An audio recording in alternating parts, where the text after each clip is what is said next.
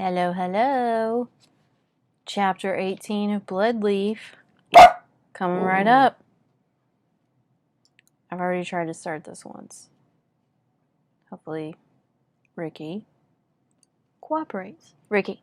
Be good. I'm trying to read. Okay. Chapter 18 starts on page 165. As darkness fell the next day, Zan met me at my hut. He had a sack on his back and a lantern in hand. I came with nothing but a few scribbled notes and my fluttering heart. I got what you asked for from Falada and saw what you did for her, he said. She's unrecognizable. I needed to practice. Seemed like a good place to start. Do you think you're ready for this? Not at all, I replied. But do I have another choice? Not at all, he echoed with a coy smile.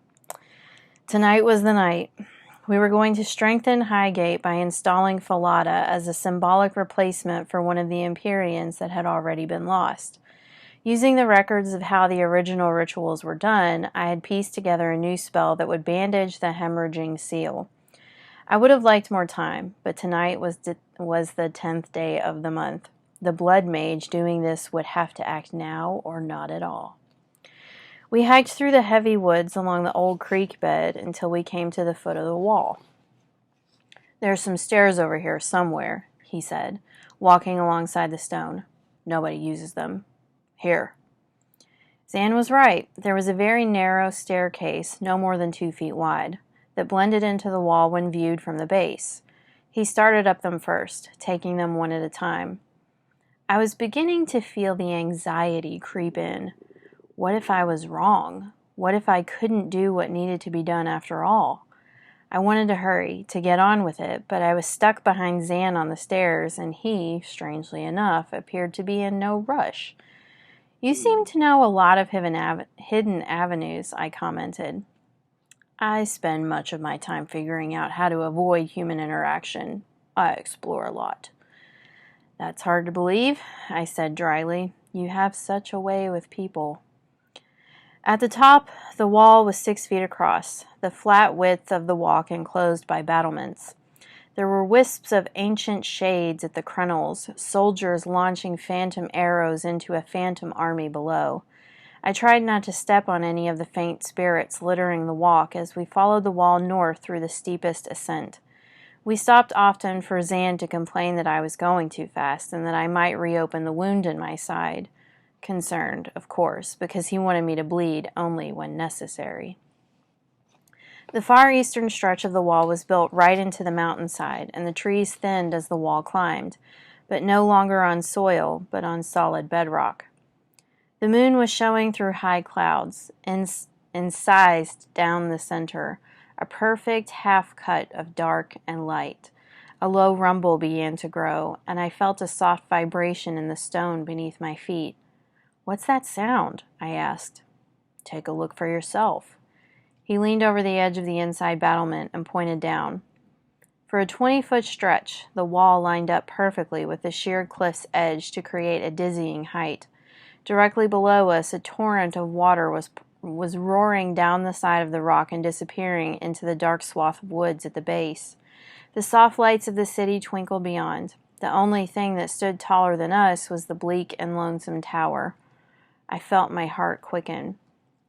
Aklev knew that building the wall would keep out the rain, but he didn't want to completely deprive us of fresh runoff, and the gates had to remain the only entrances, so he bored into the rock itself, holes large enough to let the water through, but too small to compromise the sturdiness of the mountain or allow for human trespassers to get by. So, what do you think? We decided it was too dangerous to do such a big spell under Highgate itself, with so many people around, and I suggested that we use the portion of the wall least likely to have any witnesses. But now, looking down from the harrowing height, I wondered if I would have been better off braving an audience. I gulped and nodded. It'll have to do. Zan shrugged off his pack and took out the ingredients for the spell. Chalk, a bowl, a lantern, and last, a lock of Falada's mane, silver white again now that it had been excised from the rest of her and my spell of disguise. Zan took up the chalk and began drawing the three-pointed knot, a triquetra, I now knew, courtesy of the complete compendium, on the stone with a quick, confident hand. When he was done, I slipped off my shoes and stepped into the center barefoot, careful not to scuff his lines. Taking a deep breath, I said, "I'll need a knife." "I've got that taken care of." Zan extracted what looked like a miniature dagger from his breastcoat pocket. From pommel to point, the knife was exactly the length of my hand. The inscriptions on the sheath were indecipherable, but I recognized another triquetra in the center of the patterns. He pulled back the sheath, and I was surprised to find that it was a glass blade, not a metal one. "It's luneosite," Zan explained, ground into sand and heated like glass. Unlike glass, however. He took the blade and struck it against the stone wall with a resonant ting. Once cooled, luneosite can't be broken. He handed it back to me. They used to be given to the Assembly's triumvirate. This one belonged to Aklev himself. I thought that if we're going to reinforce his spells, it couldn't hurt to use his knife to do it. "It's sharp," I said, touching my finger to the point. A pinprick of blood beaded up from the surface. "Very sharp." "It is," he said, taking a handkerchief out to dab at my fingertip. "So be careful." "Careful?" I scoffed. "In a few minutes I'm going to draw a lot more blood than that." "Exactly," he smirked. "We need your blood. Try not to waste it. Here, let me." He took the knife and held it long ways across my palm, the clear blade glinting in the spare moonlight, scattering bits of light across my skin like a constellation. "You've been doing this wrong," he said. "You're cutting too deep, too wide, and in places more likely to scar or reopen. Do it like this instead." He made a quick flicking motion to demonstrate before giving the knife back to me. Looking up from behind his hair, he said, "I grew up watching Simon do it." He paused. "It's painful, what you do. I know it. Believe me when I say I would never ask it of you if I didn't think it was worth it. You're saving lives, Emily. My people's lives." Our eyes met. "I understand," I answered honestly. "I understand completely." Then I made the cut, lightly and carefully, just as Zan had showed me, feeling the pain and power grow as the blood welled up and drowned the light from the knife. Zan gently removed the knife from my right hand and replaced it with the bowl, guiding my bleeding fist over it. When the first drop struck the metal, it reverberated inside me like the clang of a bell. At the second, the sound became a wail. At the third, it became a screaming pitch so high and so piercing that I thought my cells might burst from it. But through the knifing pain, Zan's voice was clear and cool. "Last chance to back out. Are you certain you're ready? That you've got this right?" "I scoured those books. This is how Aklev did it. I'm certain of it." He nodded. "How's it feel to save the world?" Nervously, I said, "I'll let you know. Read the incantation I gave you, word for word, pausing so I can repeat each line." Wilstein may not have needed incantations, but I didn't want to take any chances. "At the end, light the blood and hair in the bowl." He lit a match and read the first line. "Divinum imperia deduce me." Divine Imperia, guide me. "Divinum Imperia deduced me." He hovered the match over the bowl. "Hic unionum terram caelum mare." Here at the union of land, sea, and sky. "Hic unionum terram caelum mare." Heat was spreading from the bowl into my fingertips, where it morphed into pinpricks scouring the underside of my skin. Inside the bowl, the blood had begun to form a circle around the lock of Falada's mane. "Keep going," Zan said. "Nos venemus ad te dedi te in similitudinem." We come to thee with an offer in thy likeness. "Nos venemus ad te dedi te in similitudinem." The pinpricks were like sharp pieces of glass hurtling through my veins, around and around in my head, down my throat, in and out of the valves of my heart before screaming down my legs and out the bottoms of my feet, into the wall. And then, expansion. It was like I grew outside of my skin and bones and existed instead as a circle of light. Magnifico nomen tuum, et faciam tuam adquirendum, thy name to extol and thy favor to seek. I could barely form the words. I had little awareness left of myself. It was hard to know which parts I needed to move. I had no sense of mouth or lips or tongue from which to speak. Wind was whipping around the wall like a hurricane. I borrowed it. I bent the air to form the required sounds. Magnifico nomen tuum, et faciam tuam adquirendum. It wasn't my voice, but the melancholy whistle of the wind. Zan dropped the match into the bowl, lighting the contents inside with a whoosh and a flash. In that instant, I felt the power of the white-hot fire rise and join the wind, swirling into a burning column, carving a circle in the sky. And then I saw them, the ley lines.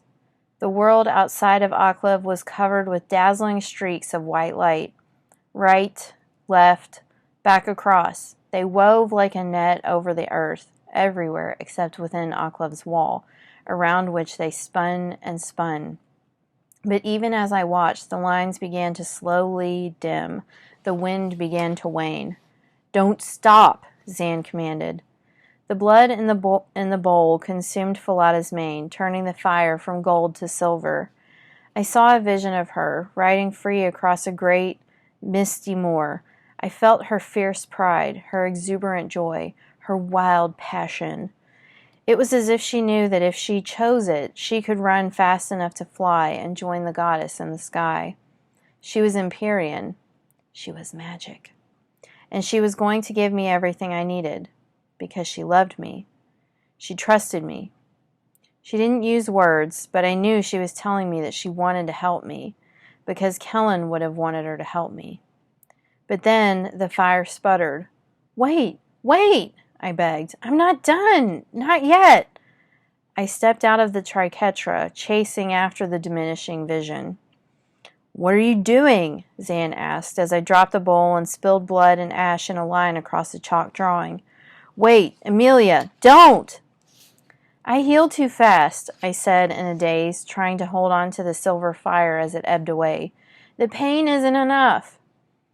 All those other times I'd experimented with magic, it wasn't pain I used to make it work. What had Simon said? Blood magic is rooted in emotion. The faster your heart beats, the faster your blood pumps. At home, I never used magic without being terrified that the tribunal would somehow find out. When I rescued my pregnant mother, I'd done so out of sheer desperation. When I'd burned my assailants in the streets of Aklev, it was to end their savage assault on my person. Out loud, I breathed, "Fear. I need to feel fear." I pushed Zan aside and ran for the battlement, clawing at the top of the merlin and hoisting myself upon it. Broken mortar crunched under my bare feet, and a few loose pieces of gravel tumbled into the yawning void below. I leaned out over the edge, remembering what it felt like to watch Kellen slip from my hands to his death, and my heart lurched into an angry drumming rhythm. If I fell, I would die. But my life wasn't the one I feared to lose.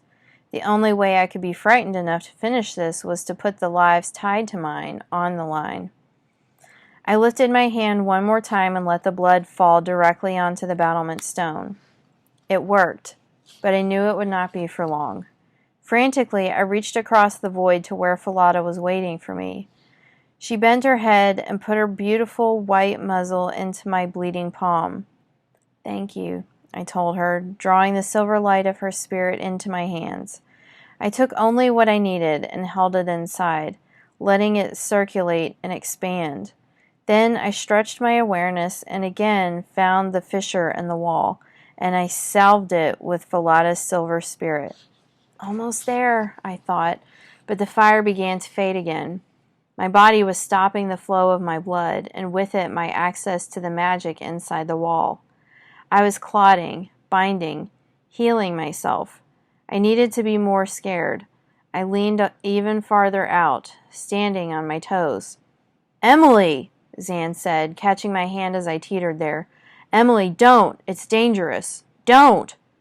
He gave me an angry pull, and I tumbled from the edge into his waiting arms. I was shuddering. I was covered in blood. But I'd failed.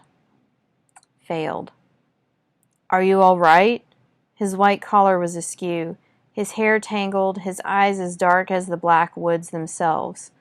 We stared at each other, and slowly I lifted my blood-stained fingertips to his face, resting them softly against the line of his jaw. There was no sound. Not afraid of anything, are you? Taurus had asked me at the banquet in Cyric. Everything, I'd thought. Not anything, I'd said. Not afraid of anything, are you? I heard him ask again, an echo. Yes, I answered. Zan. I'm afraid of Zan. Everything slowed, stopped. We were alone in that fragile moment, suspended together in magic and light. Then I closed my eyes and let go. The last bit of power burst from me in a wave, rippling across the wall and filling the cracks like salve in a wound. When it was done, I collapsed into Zan's arms. The magic was gone, leaving me empty and deflated and cold. And yet, as we held each other in breathless bewilderment, I was certain I'd never felt more alive. That is the end of chapter 18. See you next time for chapter 19. Peace.